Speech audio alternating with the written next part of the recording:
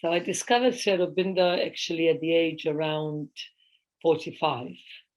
And I never heard of Aurobindo and the mother and Aurobindo before that.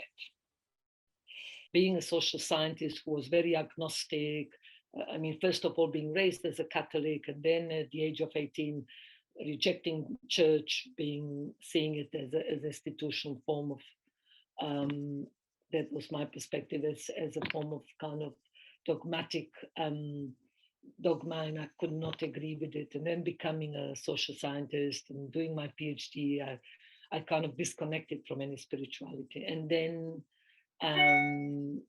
I didn't know much about Eastern spirituality, but I started to feel that something was missing in my life. And then together with this philosophical and mental restlessness with inadequacy of academia, I discovered writings of Aurobindo. Oh, and that was true bliss. Because he is a scientist, also philosopher. He spoke to my analytical, scientific mind because I needed that. But then also opened my heart, my whole being, and that's how my journey into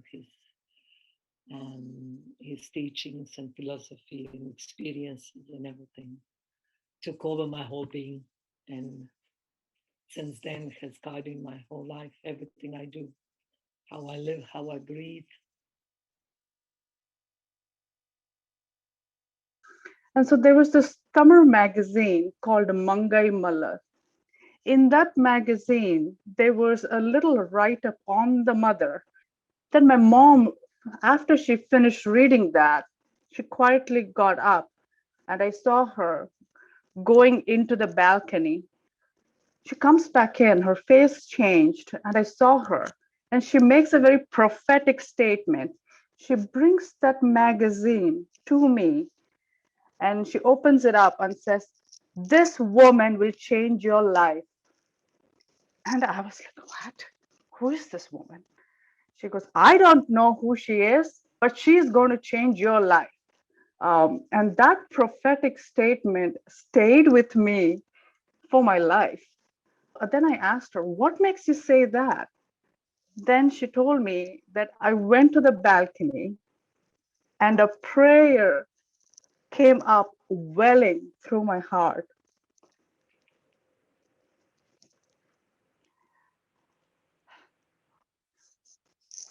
So the prayer was, "Lord, she's your child.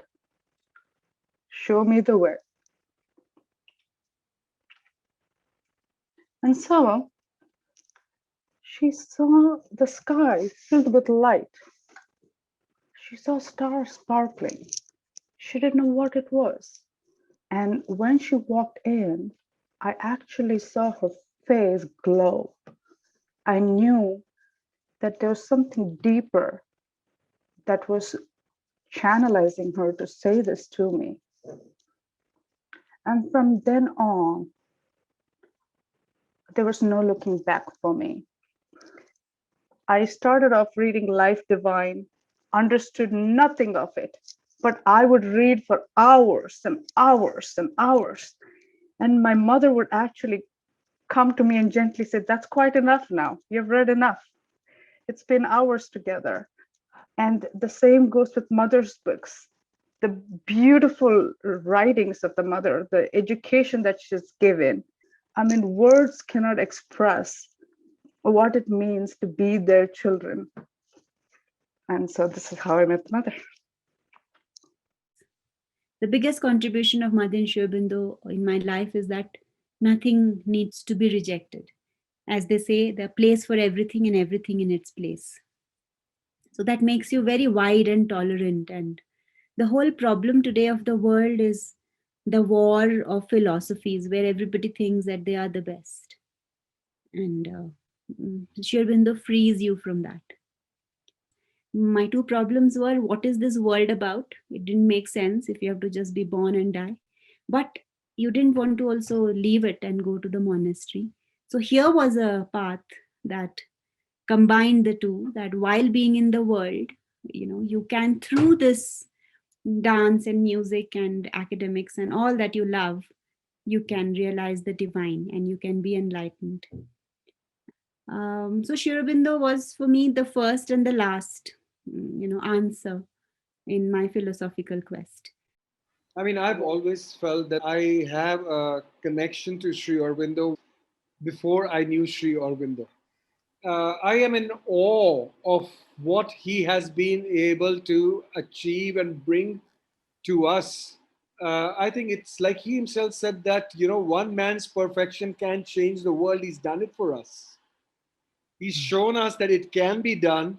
And if he could do it, each one of us is capable of doing it. All life is yoga, or yoga is practical psychology, and you're living it. You're living it with every breath that you're taking. But what he's done is that you're conscious of what you're doing now. And even if you're not conscious, you know you have the ability to step back and be conscious. So, I mean, I feel blessed. I feel blessed that something in me was ready to receive this. It's actually, I think, the adventure of consciousness, right? Like the title of that book, it is actually that.